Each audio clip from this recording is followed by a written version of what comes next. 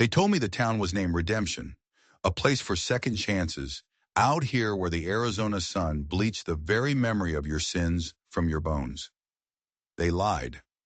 Redemption wasn't a place for second chances. It was a place for last ones, and I was down to mine.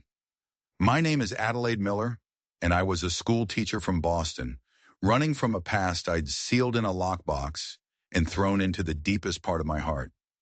I came to this dusty, forgotten corner of the world seeking silence, but the desert doesn't whisper, it screams. It started on an afternoon so hot the air shimmered like water. I was sweeping dust that never seemed to settle when the schoolhouse door creaked open, framing a small silhouette against a sun that was pure, blinding white.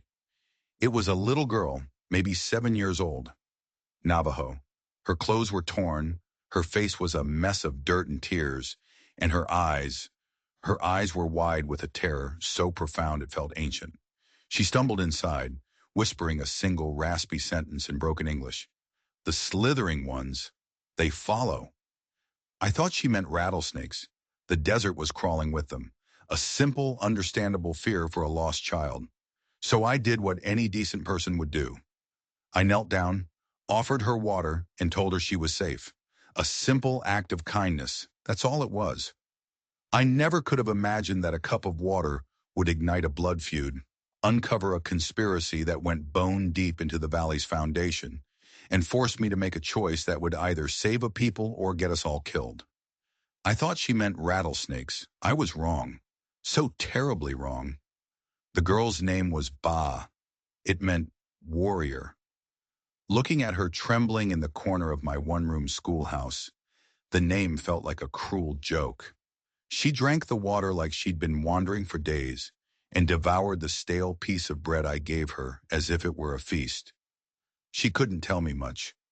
Her story was a jumble of panicked words and frantic gestures, men with faces like hawks, a shadow that chased her through the rocks, and the slithering ones. She kept coming back to the slithering ones. I told myself it was just a child's nightmare, brought on by heat and fear. I cleaned the scratches on her arms, my touch gentle, a language she seemed to understand better than my words. As the sun began to dip below the horizon, painting the sky in violent shades of orange and purple, I knew I couldn't send her back out there. The desert at night was a different beast entirely. Predators, both four-legged and two-legged, owned the darkness. So she stayed. I made a small bed for her in the little room behind the schoolhouse where I lived. As she drifted off into an exhausted sleep, a storm rolled in. Not a gentle rain, but a full-blown desert tempest. Thunder cracked the sky open, and rain came down in sheets, hammering the tin roof. It was through that chaos that I heard it, the heavy, rhythmic tread of boots on my wooden porch. My blood turned to ice. It wasn't the sound of a neighbor seeking shelter. It was the sound of hunters. I crept to the window, peering through a tiny crack in the shutters. 2 men stood in the downpour, their faces hidden by the wide brims of their hats. But I recognized the brand on their saddles, visible for a split second in a flash of lightning. The Double T, the brand of the Thorn Ranch. Jedediah Thorn was the undisputed king of Redemption Valley, a cattle baron who ruled his land and this town with an iron fist. These were his men, known for their loyalty to Thorn and their cruelty to everyone else. They weren't lost. They were searching. Their presence was a physical threat, a darkness that pressed in on my little schoolhouse. They lingered for what felt like an eternity before the storm finally drove them off. I backed away from the window, my heart pounding a frantic rhythm against my ribs.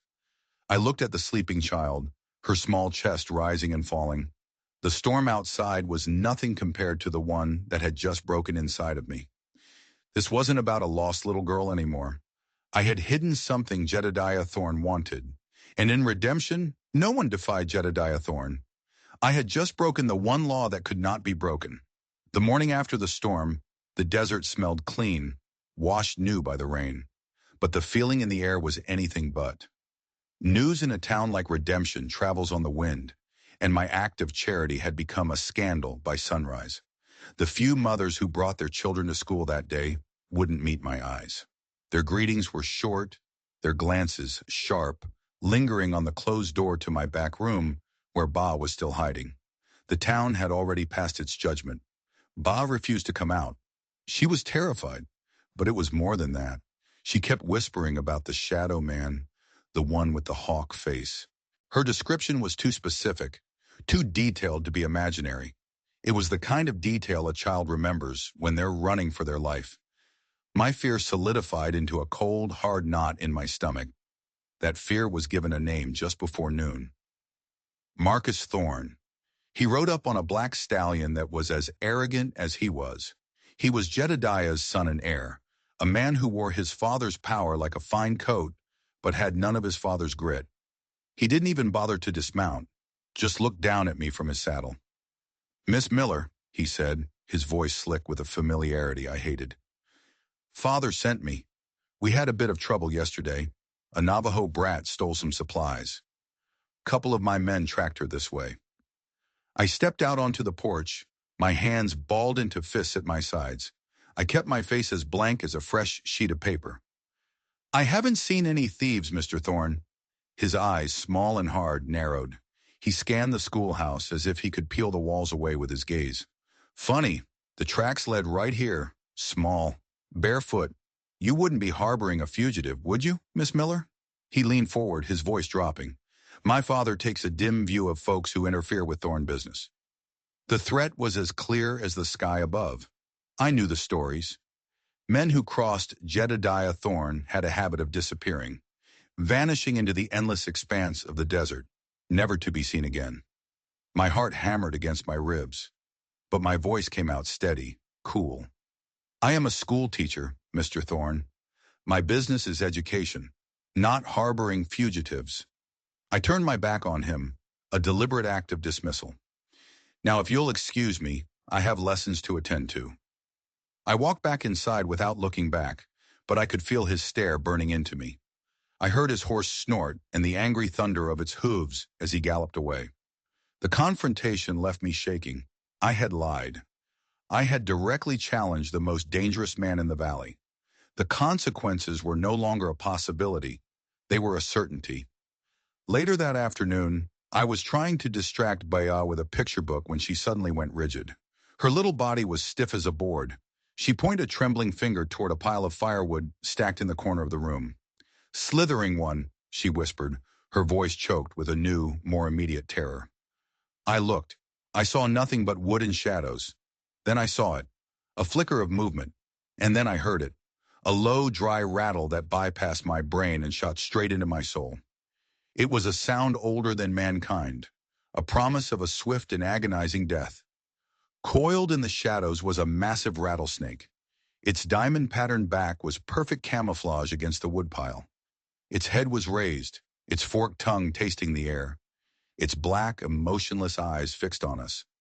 My first instinct was to scream, to grab the child and run, but Ba was paralyzed, her face a mask of pure terror. That look on her face, it anchored me. I was her shield. I had to be. "Stay back," I commanded, my voice tight but firm. I pushed her behind me, my own body between her and the snake. "Don't move." I started backing away slowly, my eyes locked on the creature. My mind raced, searching for a weapon. The broom handle? A piece of firewood?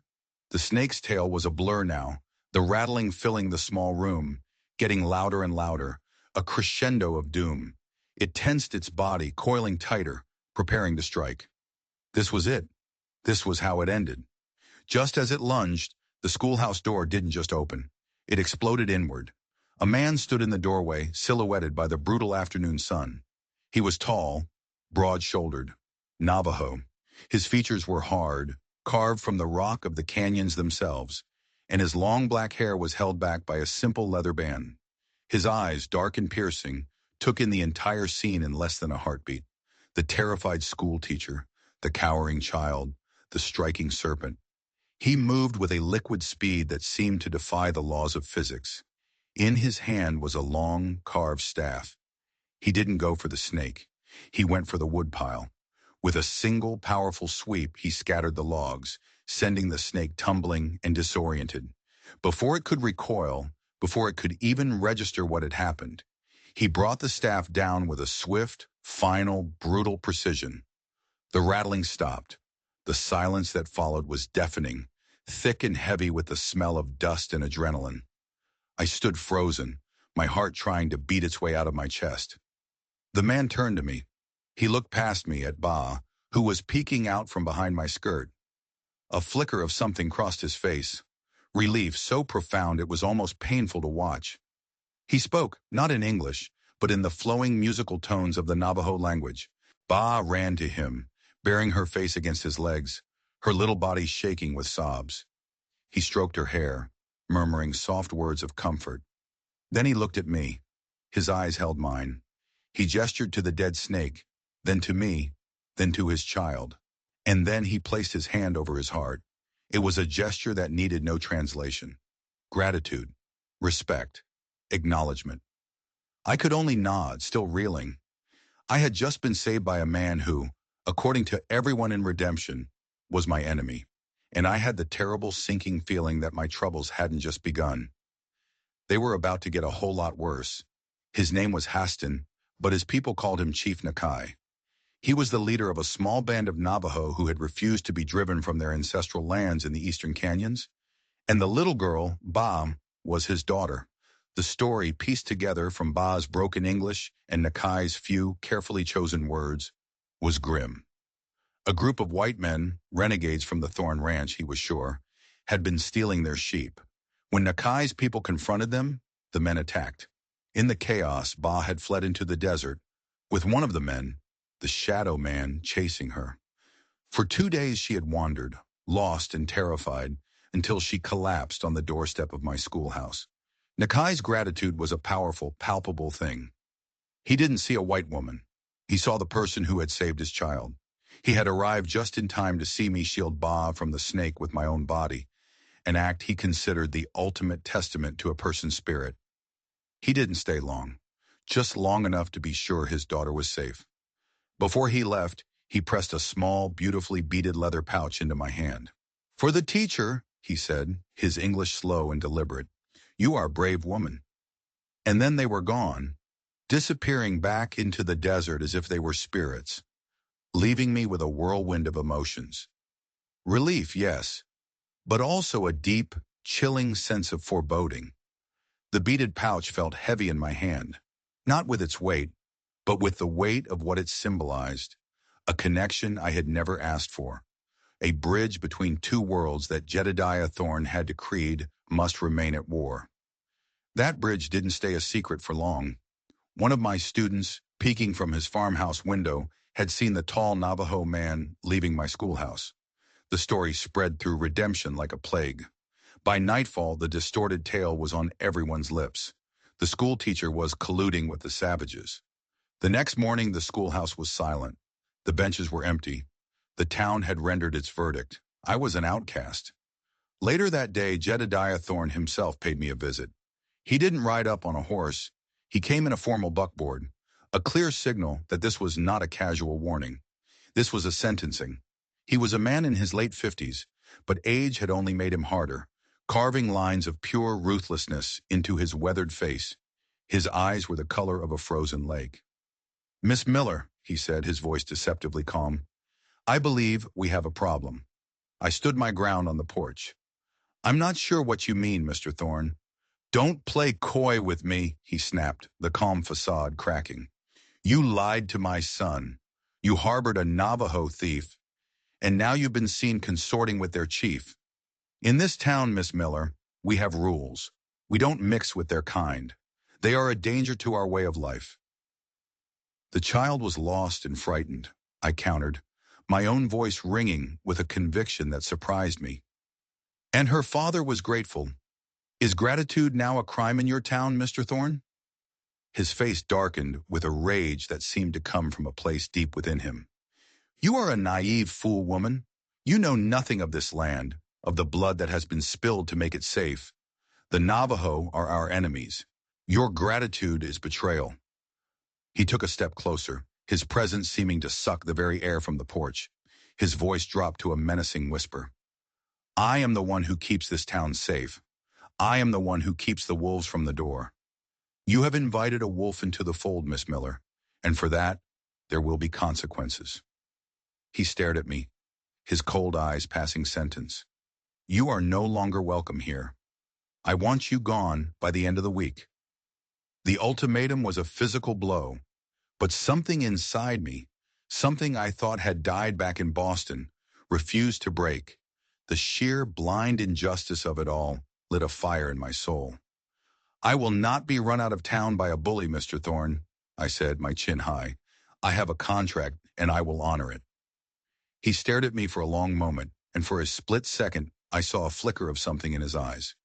It looked like grudging respect, but it was gone as quickly as it appeared, replaced by cold, hard determination. A contract can be broken, he said softly. Just like a person's will. You will leave, Miss Miller. One way or another. He turned and strode back to his buckboard, leaving a chill in the air that had nothing to do with the setting sun. I knew he meant every word.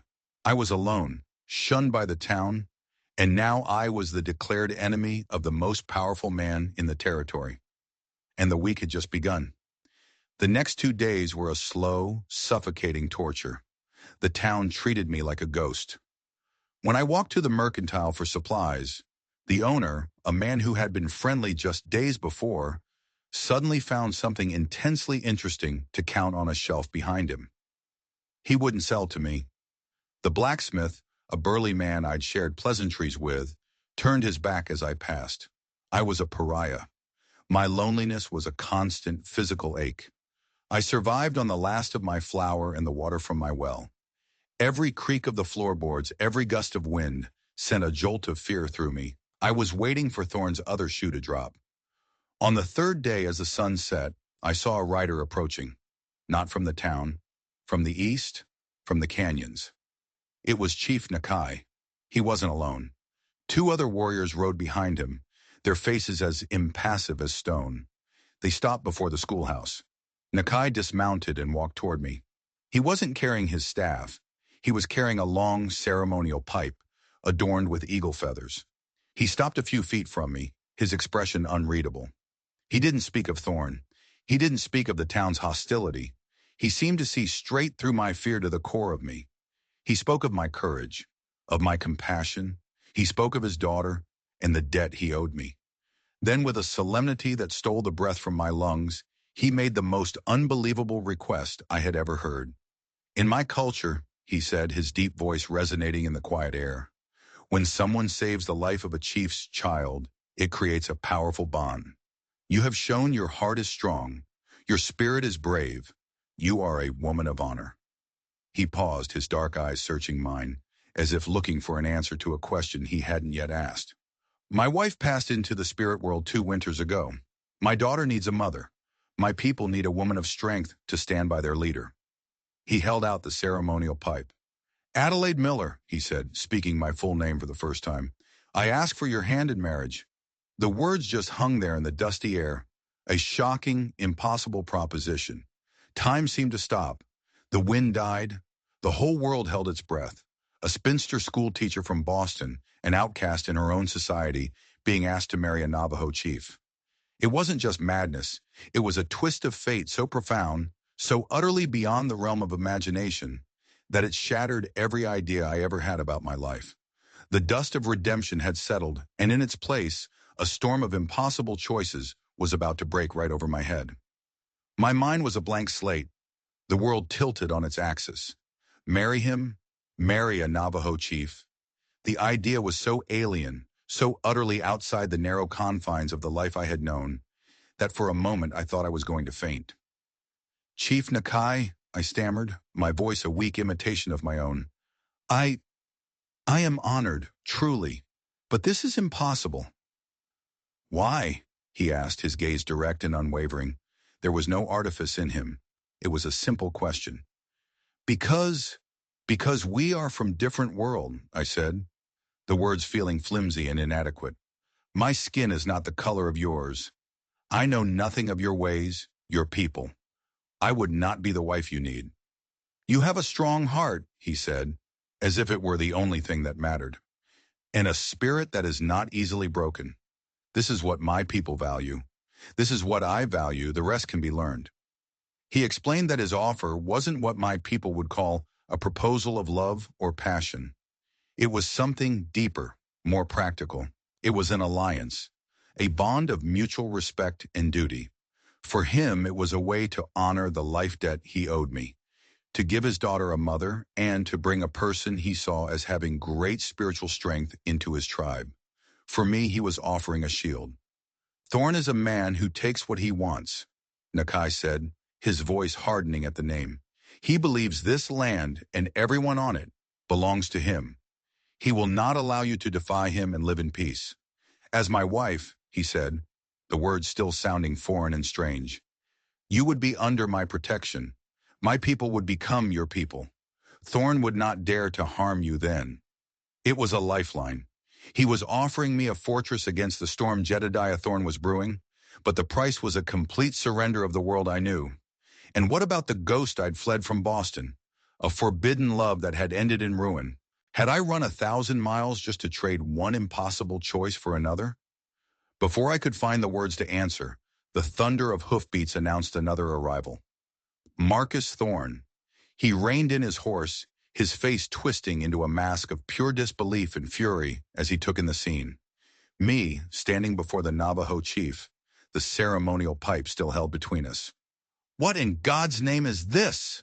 Marcus snarled, his hand instinctively going to the pistol holstered at his hip. Get away from her, you savage! Nakai turned his head slowly, his calm a deliberate counterpoint to Marcus's explosive rage. He didn't say a word, just met the younger man's glare with an unnerving, silent intensity that was more powerful than any threat. I'm talking to you, Miss Miller, Marcus shouted, his voice tight with anger. What is he doing here? My father made it clear you were to have no contact with these people. This does not concern you, Marcus, I said, my voice colder than I'd intended. The hell it doesn't, he spat. Everything in this town concerns my father. We will not have our school teacher making secret treaties with the enemy. The air crackled with tension. I could see Nakai's two warriors shift their weight, their hands moving subtly closer to their own weapons. This was a powder keg, and Marcus was holding a lit match.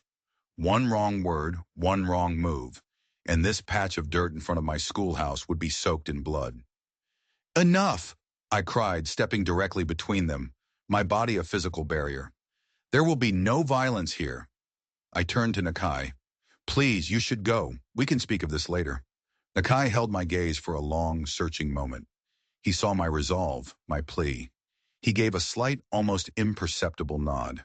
He spoke a quiet word in his own language, and without a single glance at Marcus, he and his men mounted their ponies and rode away, melting back into the landscape as if they were never there. Marcus watched them go, his chest heaving. He turned back to me, his face livid. You see what you've done, he hissed. You've emboldened them. They think they can just ride into the heart of our town whenever they please. They came in peace, I insisted.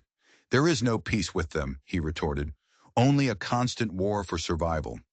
My father has kept this valley safe, and you, with your Boston-bred foolishness, have jeopardized everything. You have made your choice, Miss Miller. You have sided with them, and you will live to regret it. He spurred his horse and galloped away, leaving his threat hanging in the air like a prophecy. I hadn't given Nakai my answer, but in the eyes of Marcus Thorn and the rest of Redemption, my silence was a confession. I had crossed the line.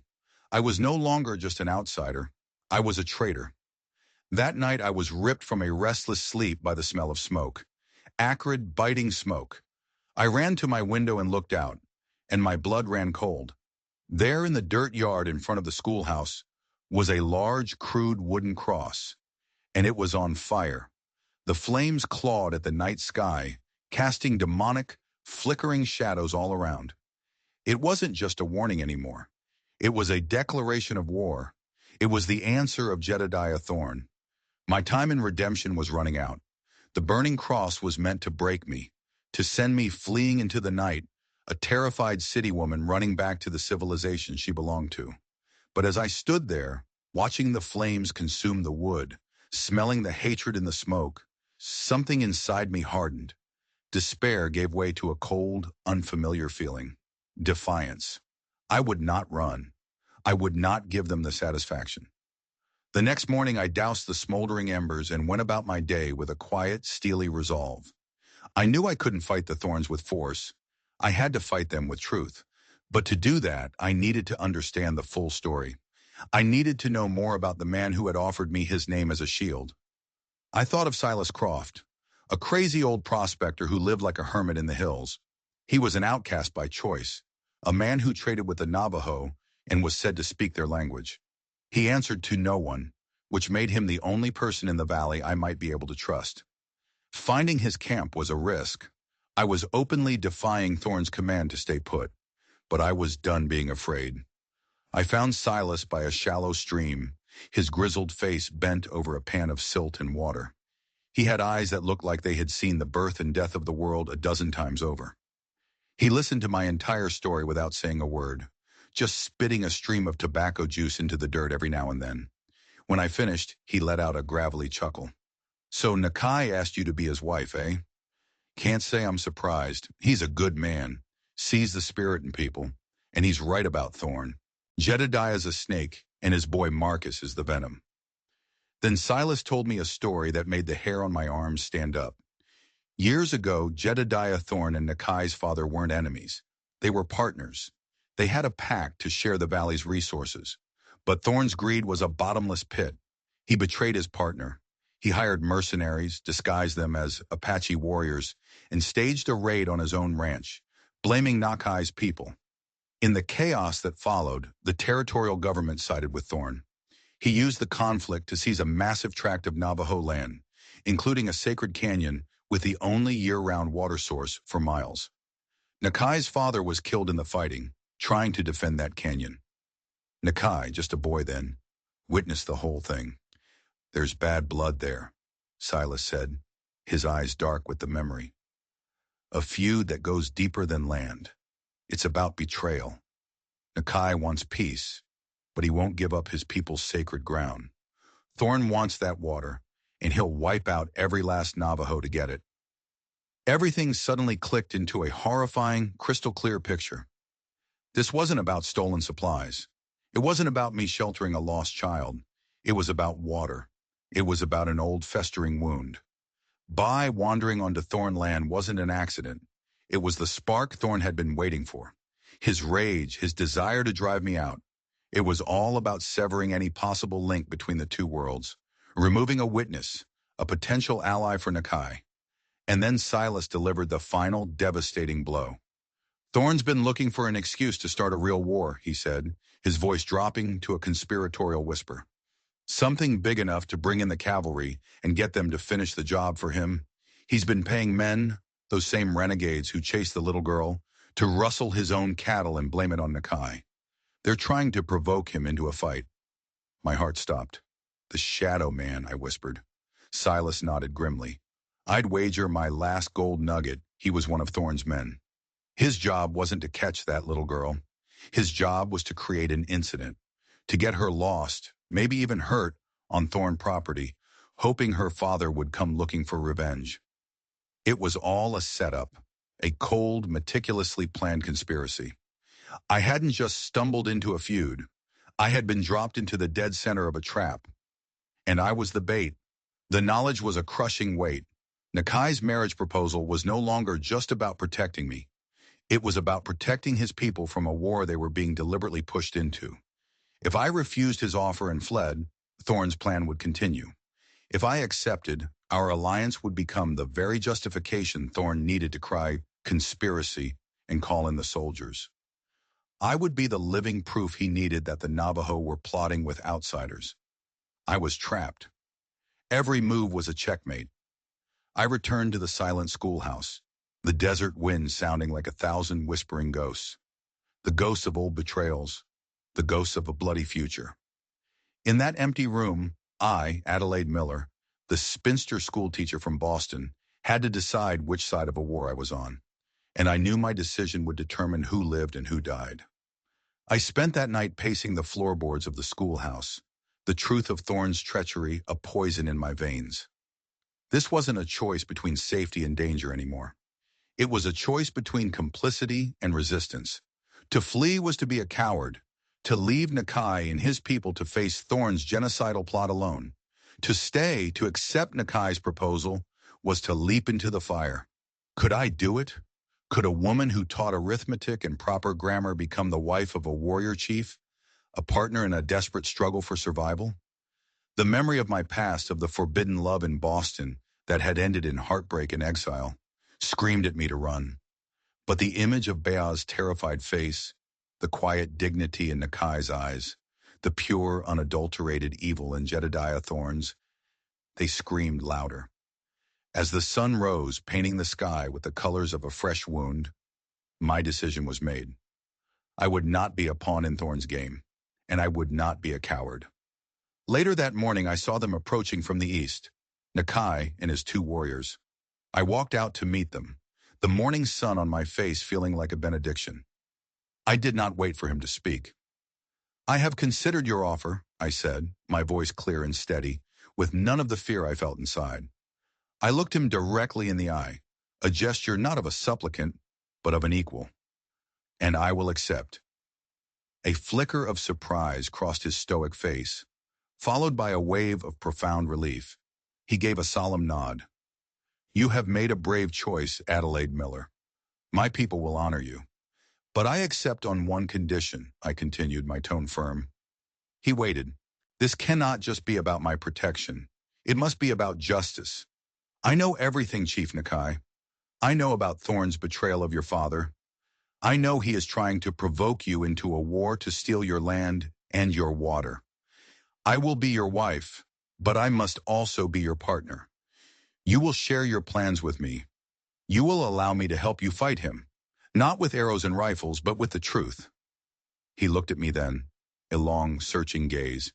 I think in that moment he stopped seeing me as a fragile woman from another world who needed saving. He saw a warrior whose weapons were words, knowledge, and an unbreakable will.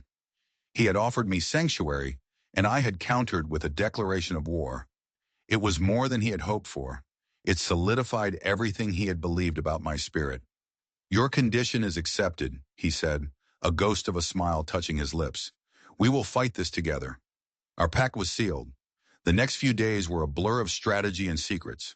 We met under the cover of darkness, in hidden arroyos and shadowed canyons. I knew Thorne's world, his language of law and politics. Nakai knew the land and the heart of his enemy. Together we formulated a plan, a desperate, audacious plan. Thorne's power, I reasoned, rested on two pillars, his wealth and his reputation with the territorial authorities. To bring him down, we had to shatter both. Our first move was to get proof. Silas Croft, the old prospector, became our spy. For a pouch of gold nuggets Nakai provided, Silas found one of Thorne's hired guns, a disgruntled cowboy with a loose tongue and a grudge. The man, drowning his sorrows in cheap whiskey, confessed everything. He confirmed that Thorne had paid them to rustle his own cattle. He confirmed the plan to lose Ba on Thorne land to provoke Nakai. Silas got him to sign his name to a sworn statement. We had our first weapon. The second part of the plan was my contribution. I wrote a letter, not to the local sheriff, who was surely in Thorne's pocket, but to the editor of the most respected newspaper in the territory, the Arizona Sentinel. I didn't mention Nakai or the conspiracy. I wrote as a concerned schoolteacher, detailing the campaign of intimidation against me, the shunning, the threats, the burning cross. I painted a picture of a valley living in fear, not of the Navajo, but of its own powerful leader.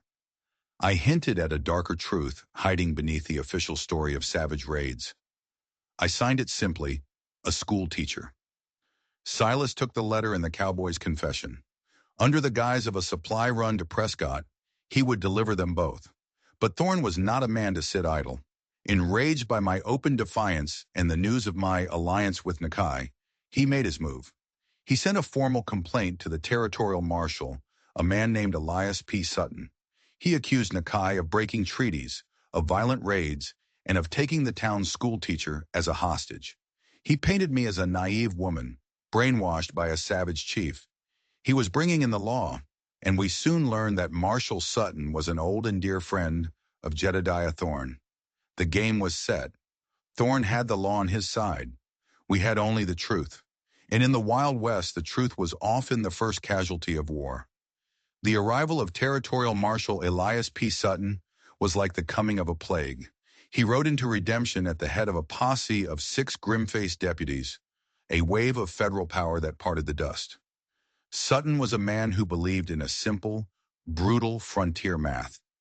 Order was kept with a gun, and civilization was a fort to be defended against the wild. He was also a man whose loyalty to his old friend, Jedediah Thorne, was unshakable. Thorne greeted him on the veranda of his sprawling ranch house, a glass of fine whiskey already waiting. He played his part to perfection, the weary patriarch, gravely concerned for the safety of his people. "Elias, thank God you're here," Thorne began, his voice a low, confidential rumble. "This situation, it's gotten out of hand. My people are terrified." In the cool, leather-scented study, Thorne and Marcus wove a masterful tapestry of lies. They spoke of fences cut, cattle stolen, and escalating raids. Jedediah produced a stack of signed affidavits from the townsfolk, the blacksmith, the mercantile owner, all swearing to a climate of fear created by Nakai's ban. He painted Nakai as a violent radical, bent on revenge. Then he turned to me. His voice was laced with a thick, syrupy pity. "The school teacher, a good woman, I'm sure, but hopelessly naive. She's from the East, Elias. She doesn't understand the way things are out here. Nakai has preyed on her sympathies, twisted her mind. We believe she's being held against her will, a pawn in his game, a hostage." Marshal Sutton swirled the amber liquid in his glass, nodding slowly. The story fit his worldview like a key in a lock. It was a tale he'd heard 100 times. Savage cunning versus civilized innocence. The signed statements were compelling. Thorne's performance was flawless. "He's broken the treaty, Jedediah. Plain and simple," Sutton declared, his jaw set like granite. "We can't have this. I'll ride out to his camp at first light. We'll arrest him and any of his warriors who put up a fight. It's time we settled this for good." A triumphant smirk flickered across Marcus Thorne's face before his father shot him a silencing glare. The trap was set. The law itself was now Thorne's weapon. But they had made one fatal mistake. They had all underestimated the schoolteacher. Word of Sutton's arrival and his plan reached us through Silas. That night, under a sliver of moon, I wasn't in Nakai's camp. I was high in the Rocky Hills, in Silas Croft's hidden, defensible camp, clutching my leather-bound journal to my chest. My journal, where I had documented every threat, every conversation, every single detail since the day Ba arrived. The next morning, Marshal Sutton's posse, now swollen by the addition of a smug-looking Marcus Thorne, thundered toward Nakai's Canyon. They rode with the righteous certainty of men about to dispense justice. They were riding into a trap. When they entered the wide basin where Nakai's people lived, they were met not with war cries, but with an unnerving, profound silence. Women tended their fires, their faces impassive. Children played quietly, their dark eyes following the armed men. Elders sat before their hogans, watching. But of Nakai and his warriors, there was no sign. "Where is he?" Sutton demanded, his voice echoing off the canyon walls. No one answered. Frustration mounted on the marshal's face. He was being made a fool of. "Search the dwellings," he commanded his deputies. At that exact moment, a lone figure on a mule ambled down a nearby trail. It was Silas Croft, looking as old and unassuming as the rocks around him. "Losing something, Marshal?" Silas called out, his voice a gravelly rasp. Sutton wheeled his horse. "Croft, I might have known you'd be mixed up in this. Where is Nakai?" "The chief knew you were coming," Silas said, stroking his mule's neck. "He asked me to deliver his official reply." Silas reached into his saddlebag and pulled out a folded, wax-sealed document. He nudged his mule forward and handed it up to the marshal. Sutton tore it open. As he read, the color drained from his face. His confident demeanor crumbled, replaced by a mottled, angry red. It was the sworn, signed confession of the cowboy, detailing Jedediah Thorne's entire conspiracy. The staged raids, the plot to use Bao as a catalyst for war, the payments. It implicated not just Thorne, but half the men in Redemption, and it made Marshal Elias P. Sutton look like the world's biggest fool. "This is a forgery," Marcus snarled, seeing the look on Sutton's face. "A desperate lie." "Is it?" The voice was clear, female, and it came from the rocks above. I emerged from my hiding place, stepping into the morning light. I stood there, poised and resolute, my city dress a stark contrast to the wild landscape. "Marshal Sutton, my name is Adelaide Miller. I am nobody's hostage, and I am nobody's fool." Sutton stared at me, completely dumbfounded. "Miss Miller, Thorne told me—" "Mr. Thorne told you a story that suited his greed," I cut in, my voice ringing with a conviction I didn't know I possessed. I walked down the rocky path, clutching my journal. "He has lied to you, just as he has lied to this entire valley. He speaks of evidence. I have evidence of my own." I held up the book. "This is my journal. In it, I have documented every threat, every act of intimidation since the day I arrived. It documents the burning cross placed outside my schoolhouse on Mr. Thorne's orders, and it corroborates every single word of the confession you now hold in your hand." A raw, guttural cry of rage erupted from Marcus. "She's the liar, a traitor who sided with savages over her own kind." He spurred his horse, his hand dropping to his pistol. He never cleared the leather. From the cliffs, a sound echoed through the canyon, a cold, metallic, terrifying sound, the sound of dozens of rifles being cocked in perfect unison. On the high ridges, on every defensible ledge surrounding them, Nakai and his warriors materialized. They had been there all along, silent, hidden, one with the rock. They were motionless, their rifles all trained on the posse below. They didn't shout. They didn't fire. Their disciplined, silent menace was more terrifying than any war cry. Nakai himself stood at the highest point, a formidable silhouette against the sky, his gaze locked on Marshal Sutton.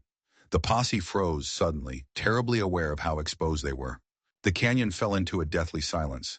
And then a new sound, the rattle and creak of a fast-moving wagon. A buckboard drawn by two lathered horses careened into the canyon and skidded to a halt. A man in a dusty suit and a bowler hat stood up, his eyes wide with the ravenous excitement of his profession.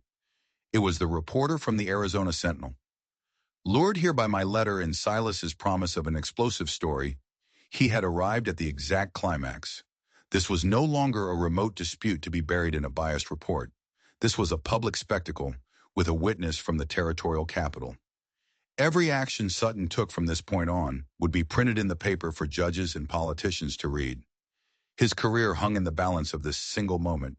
Marshal Sutton looked from the confession in his hand to my unwavering face, to the armed warriors on the cliffs, and finally to the journalist, who was already scribbling furiously in a notepad.